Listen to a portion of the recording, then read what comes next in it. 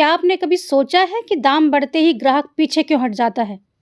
आखिर क्यों सस्ता सामान ज़्यादा है और महँगा कम? अगर आप यूपी पीजीटी या यूपी टीजीटी इकोनॉमिक्स की तैयारी कर रहे हैं, तो लॉ ऑफ डिमांड आपके लिए एक बेहद ज़रूरी टॉपिक है। इस क्लास में हम लॉ ऑफ डिमांड को आसान भाषा, रियल लाइफ एग्जाम्पल्स और एग्जाम पॉइंट ऑफ व्यू से समझेंगे, ताकि आपका कॉन्सेप्ट भी क्लियर हो और क्वेश्चंस भी आसानी से सॉल्व हो जाएं। तो चलिए शुरू करते हैं आज का topic, law of demand. Law of demand, मांग का नियम। अर्थशास्त्र में हम सबसे पहले समझते हैं कि मांग का अर्थ क्या होता है, यानी मीनिंग ऑफ डिमांड। मांग जो है वो केवल इच्छा यानी डिज़ायर नहीं होती, बल्कि इसमें 3 तत्व शामिल होते हैं। यानी अगर आपकी इच्छा कोई वस्तु लेने की है, तो केवल इच्छा से काम नहीं चलेगा।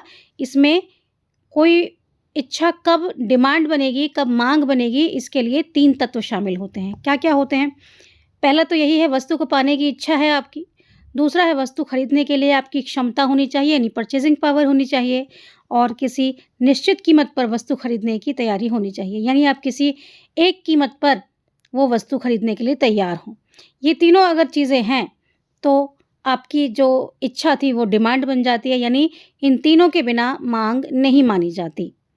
अब देखते हैं कुछ मांग के नियम की औपचारिक परिभाषाएं, स्टैंडर्ड डेफिनेशंस। अल्फ्रेड मार्शल के अनुसार क्या है? अन्य बातें समान रहने पर किसी वस्तु की कीमत और उसकी मांग की मात्रा के बीच विपरीत संबंध पाया जाता है। तो मैं फिर से रिपीट करती हूँ, अन्य बातें समान रहने पर, यहाँ कुछ पॉइंट्स हैं जो कि अगर कांस्टेंट रहें, तो किसी वस्तु की कीमत और उसकी मांग की मात्रा यानी उसकी डिमांड के बीच एक विपरीत संबंध पाया जाता है, इन्वर्स रिलेशनशिप पाया जाता है। कैसे? इस कर्व से समझते हैं हम। यह एक मांग वक्र है, यानी डिमांड कर्व। इसमें आप देखेंगे कि इसका जो ढलान है वो बाएं से दाएं की तरफ है, जो कि दर्शाता है हमें कि जैसे जैसे कीमत बढ़ती है, प्राइस बढ़ता है वस्तु का, तो उसकी जो क्वांटिटी डिमांडेड है वो क्या, कम होती जाती है। यहाँ पर आप देखेंगे कि अगर वस्तु की कीमत 3,000 रुपये है, तो क्वांटिटी डिमांडेड कितनी है? 5 है। अब अगर हम कहें कि वस्तु की डिमांड ज़्यादा हो जाती है, मान लीजिए 5,000 हो जाती है, तो इसकी जो 5,000 के हिसाब से हम अगर बनाते हैं, तो इसकी क्वांटिटी डिमांडेड कितनी हो जाएगी? कम हो जाएगी। तो ये अल्फ्रेड मार्शल क्या कहते हैं कि अगर अन्य बातें समान रहें, तो किसी वस्तु की कीमत और उसकी मांग की मात्रा के बीच विपरीत संबंध पाया जाता है। ठीक है, आगे बढ़ते हैं। सैमुअल्सन के अनुसार वही चीज़ें हैं, सिर्फ लिखने का तरीका अलग है। Price falls, then quantity demanded will be rises. Price rises, then quantity demanded falls if other things remaining constant. अगर आप यूपीपीसीएस में लिखना चाहते हैं, तो इनके नाम ज़रूर मेंशन करें कि ये डेफिनेशन किसकी है, जैसे मार्शल का है या फिर सैमुअल्सन का है। सेटेरिस पेरिबस, ये एक टर्म है। क्या मतलब है इसका? इसका मतलब है जो भी हमने बात की, अन्य बातें समान रहने पर, उसी को हम कहते हैं सेटेरिस पेरिबस। जानते हैं इसको विस्तार से। सेटेरिस पेरिबस का अर्थ है कि मांग को प्रभावित करने वाले अन्य सभी कारक स्थिर माने जाएं। यानी जो लॉ ऑफ डिमांड है वो सिर्फ अभी हम किससे रिलेटेड बात कर रहे हैं? वस्तु की कीमत और वस्तु की मांगी गई मात्रा के हिसाब से। बाकी की जो बातें हैं, जैसे आपकी आय हो गई, या कोई प्रतिस्थापन प्रभाव हो गया, या आपके कुछ टेस्ट हो गए, प्रेफरेंसेस हो गए, उसको हमने अभी बात नहीं की है, वो कांस्टेंट है। तो उन्हीं चीज़ के लिए हम बोलते हैं अन्य सभी कारक स्थिर माने गए हैं, यानी इसको सेटेरिस पेरिबस बोला गया है। तो सेटेरिस पेरिबस का अर्थ है कि मांग को प्रभावित करने वाले अन्य सभी कारक स्थिर माने जाएं। अब इनमें क्या शामिल होता है, यानी जो अन्य कारक हैं वो क्या हैं, उसको आप देख सकते हैं। उपभोक्ता की आय, रुचि, फैशन, आदत, विकल्प, वस्तुओं की कीमत यानी सब्स्टिट्यूट गुड्स जो हैं उसकी, या ऑल्टरनेट गुड्स जो हैं, जनसंख्या, भविष्य की अपेक्षाएं और विज्ञापन। तो ये चीज़ें अगर इफेक्ट नहीं करती हैं, तो वस्तु का उसकी मांग के साथ कीमत और मांग का विपरीत संबंध होता है। ठीक है, आगे बढ़ते हैं। अब अगर इनमें अगर बदलाव हो जाए, इनमें यानी कि ये जो अन्य कारक थे, अगर इनमें कोई बदलाव होता है, तो मांग का नियम जो है वो लागू नहीं होगा, बल्कि क्या हो जाएगा ऐसी कंडीशन में हमारा जो डिमांड कर्व है वो शिफ्ट हो जाएगा। शिफ्ट कैसे, इसे एक ग्राफ की सहायता से समझते हैं। देखिए, पहले हमारा जो डिमांड कर्व था, जो मांग का वक्र था, वो ये था जिसमें आपको डी लिखा हुआ है, ठीक है। इस डी मांग वक्र पर जो प्राइस थी, कितनी प्राइस पर कितनी क्वांटिटी थी, ये पी प्राइस पर था पहले। अब अगर कुछ और अन्य बातें, किसी और कारक में बदलाव के कारण हमारी मांग बढ़ जाती है, ठीक है। कीमत वही स्थिर है, कीमत नहीं बदली, इस बार क्या बदला है, अन्य किसी कारक में परिवर्तन हुआ है, तो कीमत तो वही है। तो इसी कीमत को हम आगे बढ़ाते हुए, अगर डिमांड उसकी बड़ी है तो इसका डिमांड कर्व डी से बढ़ करके कौन सा हो जाएगा, D1 हो जाएगा। यानी डिमांड कर्व जो है वो शिफ्ट हो जाएगा, आगे चला जाएगा। और अगर वस्तु की कीमत तो सेम है, लेकिन अगर डिमांड किसी कारण से कम हो गई है, जो कि अन्य कारक है कोई, तो क्या होगा, डिमांड कर्व डाउनवर्ड शिफ्ट हो जाएगा, यानी कि पीछे की तरफ आ जाएगा। तो ये आप समझ गए हैं कैसे होता है। अगर अन्य कारकों में परिवर्तन आता है तो जो डिमांड कर्व है हमारा, जो मांग वक्र है, वो क्या हो जाता है, शिफ्ट हो जाता है। तो ये बात समझ में आई आपको कि अगर इनमें बदलाव हो जाए, यानी जो स्थिर कारक थे अभी तक कौन कौन से थे, उपभोक्ता की आय, रुचि, फैशन, आदत, वैकल्पिक वस्तुओं की कीमत यानी ऑल्टरनेट गुड्स की कॉस्ट जो है, जनसंख्या, भविष्य की अपेक्षाएं और विज्ञापन, अगर इनमें से किसी में चेंज आता है तो फिर वहाँ मांग का नियम लागू नहीं होता, बल्कि क्या हो जाता है, हमारा पूरा का पूरा मांग वक्र ही शिफ्ट हो जाता है, या तो ऊपर की तरफ या फिर नीचे की तरफ। मांग बढ़ती है तो ऊपर की ओर, इसे आप कह सकते हैं दाहिनी ओर भी, और अगर मांग कम होती है तो इसे बाईं ओर खिसक जाता है ये। अब देखते हैं मांग के नियम की विस्तृत व्याख्या, डिटेल्ड एक्सप्लेनेशन। तो जब किसी वस्तु की कीमत घटती है, क्या होता है तब, अगर किसी वस्तु की कीमत घट गई तो उपभोक्ता वही वस्तु ज़्यादा खरीदता है। कुछ उपभोक्ता बाजार में प्रवेश करते हैं, यानी अगर वस्तु की कीमत कम हो गई है तो कुछ नए कंज्यूमर्स आ जाते हैं, उपभोक्ता आ जाते हैं, बाजार में प्रवेश कर जाते हैं। इसका एक एग्जाम्पल हम लेते हैं, जैसे मान लो आईफोन्स की कीमत मार्केट में कम हो जाती है, तो बहुत सारे यूज़र्स जो है वो आईफोन की तरफ शिफ्ट कर जाएंगे, यानी कि इसकी बाज़ार में प्रवेश कर जाएंगे, तो इसकी डिमांड बढ़ जाएगी। तो क्या होता है, कुल मांग जो है उसकी वो बढ़ जाती है। तो तीन चीज़ें होती हैं, क्या, जब किसी वस्तु की कीमत घटती है तो उपभोक्ता वही वस्तु ज़्यादा खरीदता है, पहली बात। दूसरी बात, कुछ उपभोक्ता बाज़ार में प्रवेश कर जाते हैं नए, और कुल मांग बढ़ जाती है। ये कब होता है, जब वस्तु की कीमत घटती है। अब इसके विपरीत देखते हैं हम कि वस्तु की कीमत जब बढ़ती है तो क्या होता है, उपभोक्ता उसको कम खरीदता है, और कुछ उपभोक्ता जो है वो बाज़ार से बाहर चले जाते हैं, यानी कि वो अब इस कंपटीशन से बाहर हो जाते हैं कि हमें नहीं खरीदना भाई, कीमत बढ़ गई है। इसलिए कीमत और मांग के बीच जो है वो कैसा रिलेशनशिप है, इनवर्स रिलेशनशिप है, विपरीत संबंध है।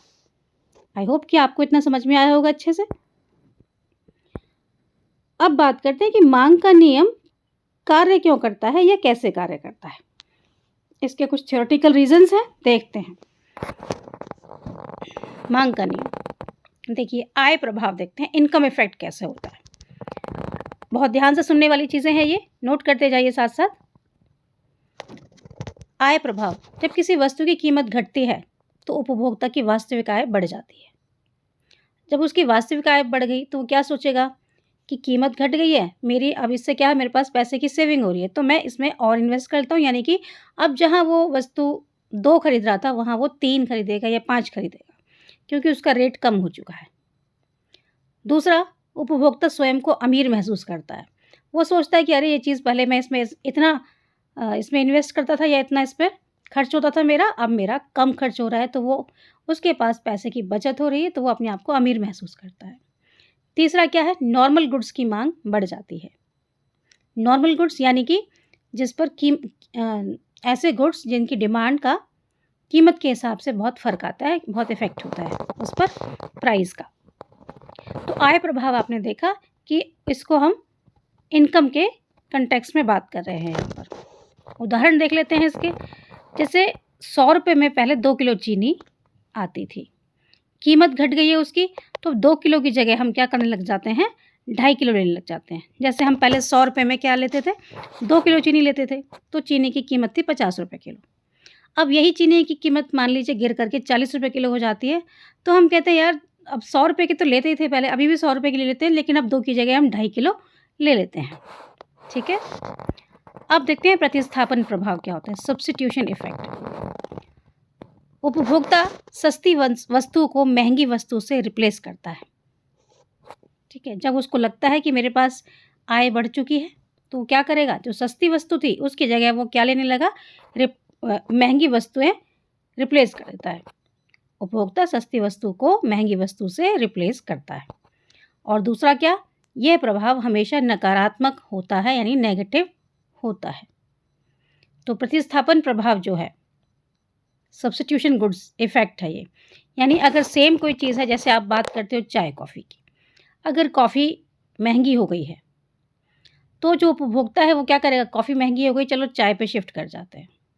तो महंगी वस्तु को छोड़ दिया उसने और चाय की तरफ रुख कर लिया अपना। इसका मतलब उसने कॉफ़ी को रिप्लेस कर दिया चाय से। और ये प्रभाव हमेशा कैसा होता है, नेगेटिव होता है। ठीक है, नेगेटिव होने का मतलब क्या है कि प्राइस तो एक वस्तु का बढ़ा, मान लीजिए कॉफ़ी का प्राइस बढ़ा, और तो डिमांड किसकी बढ़ी, उसकी जो सब्स्टिट्यूट गुड्स थी उसकी डिमांड बढ़ी, यानी चाय की मांग बढ़ी। कॉफ़ी महंगी हो गई, चाय उसके मुकाबले सस्ती है, तो क्या होगा, कॉफ़ी महंगी होने के कारण चाय की डिमांड बढ़ जाएगी। तो इसको कहते हैं सब्स्टिट्यूशन इफेक्ट, यानी कि उस वस्तु पर डायरेक्ट फ़र्क नहीं पड़ रहा है, फ़र्क किस पर पड़ रहा है, किसकी डिमांड पर, जो उसकी सब्स्टिट्यूट गुड्स है। राइट, आगे बढ़ते हैं। सीमांत उपयोगिता ह्रास नियम, यानी law of diminishing marginal utility, इसको समझते हैं। Law of diminishing marginal utility क्या होता है, देखिए, यूटिलिटी मतलब उसकी उपयोगिता, सीमांत यानी मार्जिनल, ह्रास नियम डिमिनिशिंग, आप समझ रहे हैं कि जैसे जैसे हम कोई वस्तु कंज्यूम करते जाते हैं हमारे लिए उसकी उपयोगिता कम होती जाती है। सपोज़ आपको प्यास लगी, आपने 1 गिलास पानी पी लिया। अब 1 गिलास पानी पीने के बाद क्या अभी भी आपकी प्यास उतनी ही है जितनी पहले थी? नहीं ना। यानी अब अगर आपको और पानी दिया जाता है तो आप कितना पी पाएंगे? हो सकता है आप आधे गिलास में बोल दें कि नहीं अब नहीं पीना है अगले में, और वो भी अगर पी लिया और फिर से देने की बात करें तो आप मना कर देंगे, बिल्कुल नहीं अब नहीं पीना है। यही है हमारी सीमांत उपयोगिता का ह्रास नियम, यानी law of diminishing marginal utility. देखिए इसका ग्राफ, इसमें क्या होता है कि शुरुआत में, अब यहाँ हम समझेंगे मार्जिनल यूटिलिटी का भी कॉन्सेप्ट और टोटल यूटिलिटी का कॉन्सेप्ट। टोटल मतलब कुल उपयोगिता और मार्जिनल यूटिलिटी मतलब उसकी सीमांत उपयोगिता। यहाँ दोनों का संबंध दिखाया गया है इस ग्राफ में। हम देख रहे हैं शुरुआत में जो टोटल यूटिलिटी है वो क्या हो रही है, बढ़ रही है, यानी अभी हम कंज्यूम करते जा रहे हैं तो ये क्या हो रही है, बढ़ रही है। एक पॉइंट पे आकर ये स्थिर हो जाती है और फिर ये डाउनवर्ड होना शुरू हो जाती है, यानी इसमें कमी आनी शुरू हो जाती है। ठीक है, यहाँ पर ये क्या थी, इसकी टोटल यूटिलिटी में वृद्धि हो रही थी, और इस तरफ क्या दिखा रहे हैं हम कि इसकी टोटल यूटिलिटी में कमी आ रही है, और यहाँ पर ये अपने पीक पॉइंट पर पहुँच चुकी है। तो ये जो डॉटेड लाइन है ये दिखाती है कि यहाँ तक इसमें वृद्धि हुई है और उसके बाद इसका डाउनवर्ड शुरू हो गया है। ये टोटल यूटिलिटी का कर्व था। अब जो आपको ब्लू लाइन से दिखाई गई है ये मार्जिनल यूटिलिटी है। मार्जिनल यूटिलिटी कैसी होती है कि शुरुआत में ये टोटल यूटिलिटी से स्टार्ट हो रही है और धीरे धीरे इसकी, यानी एक अतिरिक्त इकाई जो हम कंज्यूम करते हैं, जो उपभोग करते हैं, उसकी कितनी उपयोगिता है हमारे लिए, ये देख रहे हैं हम। तो जैसे हम शुरुआत में पहली इकाई एक्स्ट्रा कर रहे हैं तो उसकी हमारी उपयोगिता ज़्यादा होती है, और धीरे धीरे हम क्या करते हैं, इसकी मार्जिनल यूटिलिटी हमारी 0 पे आ जाती है और उसके बाद नेगेटिव भी हो सकती है। ठीक है, ये दिखाता है संबंध हमारे law of diminishing marginal utility का। अब पढ़ते हैं इसके पॉइंट्स को, इसके नोट्स को। हर अतिरिक्त इकाई से मिलने वाली संतुष्टि कम होती है। ये हमारा क्या है, लॉ ऑफ कंज्यूमिंग डिमांड है, यानी कि क्या है, law of diminishing marginal utility. हर अतिरिक्त इकाई से मिलने वाली संतुष्टि हमारी कम होती है। उपभोक्ता अधिक मात्रा तभी खरीदेगा जब कीमत कम हो। ठीक, अब ये क्या है, ये मांग के नियम का एक मनोवैज्ञानिक आधार है हमारा, जो हम marginal law of diminishing marginal utility पढ़े थे। अब नेक्स्ट देखते हैं मांग का नियम और मांग वक्र, यानी लॉ ऑफ डिमांड और डिमांड कर्व एनालिसिस करेंगे। ठीक है, मांग का नियम हमने एक बार देख लिया है। सिंपल कर्व बनता है, बाएं से दाईं ओर ढलान लेता हुआ, यानी ढलान बाएं से दाईं तरफ जाएगी, इस तरह का कुछ। एक तरफ हमने वाई एक्सिस पर प्राइस लिया है और एक्स एक्सिस पर क्वांटिटी डिमांडेड इन मिलियंस, ये डिमांड कर्व है। तो हम इसको देखते हैं। जब 3000 का प्राइस है तो क्वांटिटी डिमांडेड कितनी है? 5, यानी इन मिलियंस की बात हो रही है। और अब हम देखेंगे कि अगर इसका प्राइस बढ़ता है तो क्वांटिटी डिमांड क्या हो जाएगी? वो कम हो जाएगी। सपोज़ हमने इसको 4000 पे ले आए हम क्वांटिटी को, तो हमारी डिमांड कितनी रह जाएगी? 4 पे आ जाएगी, 4 मिलियंस पे। ठीक है, तो जैसे ही प्राइस बढ़ा उसकी क्वांटिटी कम हो रही है। ये हमारा क्या है? डिमांड कर्व है। तो ये था हमारा मांग वक्र का एनालिसिस। तो मांग वक्र की विशेषताएं क्या है? पढ़ लिया है हमने कि नीचे की ओर ढलान वाला है, बाएं से दाएं। प्राइस क्वांटिटी इन्वर्स रिलेशनशिप होता है। प्राइस और क्वांटिटी का कैसा रिलेशनशिप है? इन्वर्स वाला है। यहाँ पर यही दर्शाता है। गणितीय रूप में अगर हम देखें इसको तो क्या होगा? Quantity demanded equals to function of price, यानी कि जो क्वांटिटी है वो किसका फंक्शन है? प्राइस का। अब देखते हैं मांग का नियम वर्सेस मांग में परिवर्तन। दोनों चीज़ें हैं, मांग का नियम और मांग में परिवर्तन। मांग का नियम क्या कहता है? Law of demand. यदि केवल कीमत बदलती है तो डिमांड कर्व पर मूवमेंट होती है। ये बहुत ध्यान देने वाली बातें हैं। अगर सिर्फ कीमत बदलती है उसकी तो डिमांड कर्व पर मूवमेंट होता है, यानी डिमांड कर्व शिफ्ट नहीं होता बल्कि उसी डिमांड कर्व पर मूवमेंट होता है। अपवर्ड हो सकता है या डाउनवर्ड हो सकता है। ठीक है, देखते हैं इसको कैसे होगा। देखिए, ये एक डिमांड कर्व है। यहाँ आप देखेंगे पहले हमारा जो प्राइस था P था, तो क्वांटिटी डिमांडेड कितनी थी? Q थी। अब प्राइस हमारा P से सपोज घट करके कितना हो गया? P1 हो गया। सिर्फ कीमत बदली है और किसी कारक में परिवर्तन नहीं आया। जब प्राइस P1 हो गया तो क्वांटिटी डिमांडेड हमारी डिमांड कर्व पे कहाँ आती है? Q1 आ गई।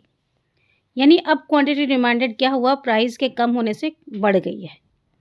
तो हमारा जो यहाँ पर मूवमेंट हुआ है वो क्या हुआ है? मूवमेंट अलोंग डिमांड कर्व, यानी इसी पर पहले हमारा कहाँ था? पॉइंट A पर था, अभी कहाँ से आ गया? A से डाउनवर्ड शिफ्ट इसका मूवमेंट हुआ है, वो B पर आ चुका है। ऐसे ही अगर कीमत P2 हो जाती है तो हमारा क्वांटिटी डिमांडेड कितनी हो जाएगी? Q2 हो जाएगी। तो ये अपवर्ड मूवमेंट है अलोंग डिमांड कर्व, क्या हो जाएगा?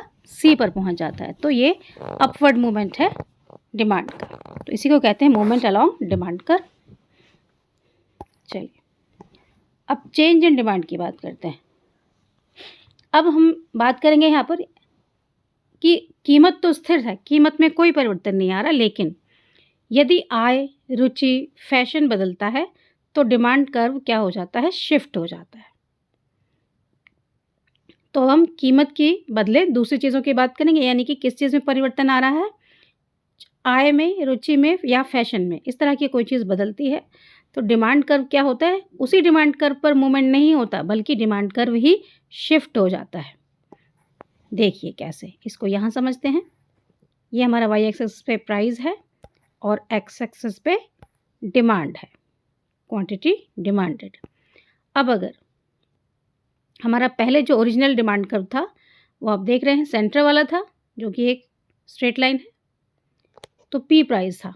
अब अगर हमारी प्राइस तो सेम है, इसकी किसी वजह से किसी और कारक में परिवर्तन के कारण क्या हुआ है? मांग में बढ़ोतरी हो गई, तो हमारा डिमांड कर्व आगे की ओर शिफ्ट हो जाएगा। और अगर मांग में कमी आई है किसी और कारण से तो डिमांड कर्व पीछे की ओर खिसक जाएगा। ये आप देख सकते हैं, जब ऊपर की ओर शिफ्ट हो रहा है तो ये डॉटेड लाइन आगे वाली आ गई है, और जब पीछे की ओर शिफ्ट हो रहा है तो ये डॉटेड लाइन नीचे वाली आ गई है। आगे बढ़े, पहले भी हम इसको डिस्कस कर चुके हैं ऊपर। और पीसीएस में ऐसे कन्फ्यूज़न बेस्ड क्वेश्चंस आते हैं, तो अगर आप पीसीएस का एग्ज़ाम दे रहे हैं तो इसको बहुत ध्यान से करें। अब देखते हैं मांग के नियम की मान्यताएं क्या हैं, यानी एजम्पशंस, जो कि फुली एक्सप्लेन करते हैं। एजम्पशन हम क्या क्या एज्यूम करके चलते हैं जब हमारा मांग का नियम बनता है। सबसे पहले कि ये नियम किस पर लागू होते हैं, यानी उसी के लिए बात करेंगे। तो नंबर 1 है उपभोक्ता हमारा तर्कसंगत हो, मीन्स कैसे हो, कंज्यूमर रैशनल हो। वस्तु नॉर्मल गुड्स हो, यानी मांग का नियम किस पर लागू होगा, जो सामान्य वस्तु होंगी नॉर्मल गुड्स होंगी। कीमत में परिवर्तन छोटा हो, ऐसा नहीं कीमत में बहुत ज़्यादा भारी परिवर्तन आ गया, कुछ अब नॉर्मल कंडीशंस हो गई, यानी नॉर्मल जो इतनी एक्सपेक्टेड होती हैं उतना कीमत में परिवर्तन कैसा हो, छोटा हो। बाजार प्रतिस्पर्धात्मक हो, यानी मार्केट जो है हमारा वो कैसा हो, फुली कॉम्पिटिटिव हो। उपभोक्ता की आय स्थिर हो, तो आय जो है उसमें परिवर्तन नहीं आया है, कैसी हो, स्थिर हो। वस्तु के उपयोग में विलंब ना हो, यानी वस्तु का उपयोग उसी वक्त कर लिया जाए, उसमें विलंब ना हो। तो ये सब बातें कब होंगी, ये है हमारे मांग के नियम की मान्यता, यानी एजम्पशंस। तब हमारा मांग वक्र जो है वो बनेगा पूरी तरह से, तभी नियम लागू हो पाएगा, अगर हम ये एज्यूम करके चलते हैं तो। अब देखते हैं कुछ मांग के नियम के अपवाद भी हैं, यानी एक्सेप्शंस हैं। डिटेल्ड एनालिसिस करते हैं इसकी। सबसे पहले जो मांग के नियम का अपवाद है वो गिफन गुड्स पर आता है, यानी गिफन वस्तुएं। अब ये गिफन वस्तुएं क्या होती हैं, ये होती हैं निम्न कोटि की वस्तुएं, यानी निचले स्तर की वस्तुएं, इन्फीरियर गुड्स। इनका जो होता है, जो हमने मांग का नियम पढ़ा, बिल्कुल उसका विपरीत होता है। कैसे? इन्फीरियर गुड्स जो होती हैं, अगर इनकी कीमत बढ़ने लग जाती है तो इनकी मांग भी बढ़ती है, जबकि सामान्य वस्तुओं के लिए हमने पढ़ा है कि कीमत बढ़ने पर उसकी मांग घटती है। यहाँ उल्टा होता है गिफन वस्तुओं के केस में। कीमत बढ़ने पर मांग भी बढ़ती है। आय प्रभाव जो ज़्यादा होता है किससे, प्रतिस्थापन प्रभाव से। किसके केस में, गिफन गुड्स के केस में। जो आय इनकम इफेक्ट था वो सब्स्टिट्यूशन इफेक्ट से ज़्यादा होता है। देखते हैं कैसे। ये हमारा क्या है, अब हमारा डिमांड कर्व जो है गिफन गुड्स के केस में इस तरह से बनेगा जैसे सप्लाई कर्व बनता है। तो ये क्या है, हमारा गिफन गुड्स के लिए डिमांड कर्व। देख सकते हैं आप, यहाँ अगर प्राइस बढ़ रहा है 10 से लेकर के 20 हो गया है, तो यहाँ पर भी 100 से लेकर 200 क्वांटिटी हो चुकी है। तो ये बनता है गिफन गुड्स के केस में, ऐसा वक्र बनेगा। उदाहरण क्या है, जैसे गरीबों का मोटा अनाज। तो ध्यान रखेंगे, यहाँ कीमत बढ़ने पर मांग भी बढ़ती है और कीमत कम होने पर मांग भी घट जाती है। अब देखते हैं वेबलन वस्तुएं। वेबलन वस्तुएं होती क्या हैं, ये वो वस्तु हैं जो प्रतिष्ठा से जुड़ी होती हैं। प्रतिष्ठा से जुड़ी होती हैं, और क्या होता है कि महंगी होने पर इनका आकर्षण और बढ़ता है, यानी लोग इनकी तरफ ज़्यादा अट्रैक्टिव होते हैं कि जितना ज़्यादा इनकी वस्तु होगी, इनकी कीमत होगी, उतना ही ज़्यादा लोग इसकी डिमांड करेंगे। एस्टीम वैल्यू होती है इसकी। उदाहरण के लिए हम देख सकते हैं, जैसे क्या चीज़ हैं, हीरे हैं। अब हीरे की कीमत कम तो कभी नहीं आंकी गई, हमेशा क्या होगा, बहुत महंगे से महंगे, और वही लोग खरीद सकते हैं जो ज़्यादा होंगे, बल्कि ब्रांडेड घड़ियाँ वगैरह। ठीक है, तो ये चीज़ें क्या है, प्रतिष्ठा से जुड़ी हुई हैं। अलग ब्रांड के लिए, हाई ब्रांड के लिए लोग ज़्यादा खर्च करने को भी तैयार होते हैं। तो ये कौन सी हैं, एस्टीम वैल्यू होती है जिन गुड्स की। प्रतिष्ठा से जुड़ी वस्तुएं महंगी होने पर भी क्या होता है, इनका आकर्षण और ज़्यादा बढ़ता है। तो वेबलन गुड्स के केस में भी हमारा डिमांड कर्व कैसे बनेगा, ये विपरीत बनेगा। जैसे पहला था वैसे नहीं, गिफन गुड्स की तरह बनेगा। यहाँ देखिए डिमांड कर्व है ये वेबलन गुड्स के केस में। अगर प्राइस बढ़ता है 20 से 30 हो गया है, तो क्या हुआ है हमारा, यहाँ क्वांटिटी डिमांडेड भी बढ़ रही है। तो ये बिल्कुल गिफन गुड्स की तरह है। अब देखते हैं भविष्य की अपेक्षाएं। भविष्य की अपेक्षा होती है कुछ, जैसे भविष्य में हम एक्सपेक्ट कर रहे हैं कि इस वस्तु की कीमत बढ़ जाएगी, ये आशंका है हमको। तो क्या करेंगे हम, अरे अगले साल या अगले महीने तो इसकी कीमत बढ़ने वाली है, उसको हम क्या करते हैं, आज ही खरीद लें। तो उसकी क्या हो जाएगी, आज की डेट में ज़्यादा मांग हो जाएगी। सपोज़ जैसे कहा जाए कि कल से हो सकता है 1 महीने तक नमक ना मिले, या नमक का कुछ गड़बड़ हो गया है, तो क्या करेंगे, लोग जा कर के नमक खरीदने लग जाएंगे, चाहे उसकी ज़रूरत हो अभी या ना हो। तो अचानक से उसकी मांग क्या होगी, बढ़ जाएगी। ठीक है, तो ये भविष्य की अपेक्षा है। इसी तरह से अगर घटने की आशंका है तो भी उसमें ऐसा होता है कि आप उसकी डिमांड ज़्यादा कम हो जाएगी। आवश्यक वस्तुएं यानी एसेंशियल आइटम्स या नेसेसरी गुड्स। आवश्यक वस्तुएं जैसे कि क्या होता है, नमक है, दवाइयाँ हैं। इसमें क्या होता है, डिमांड हमारी लगभग स्थिर रहती है, यानी परफेक्टली इनइलास्टिक होती है। यानी इसमें डिमांड जो है उसको हम कम ज़्यादा नहीं कर सकते। अब नमक है, चाहे कितना भी उसका रेट ज़्यादा हो जाए या कितना भी रेट कम हो जाए, जितना आपका रेगुलर कंजम्पशन है, जितना आपका उपभोग है, आप उतना ही खर्च करेंगे नमक पर या उतना ही लेकर आएंगे।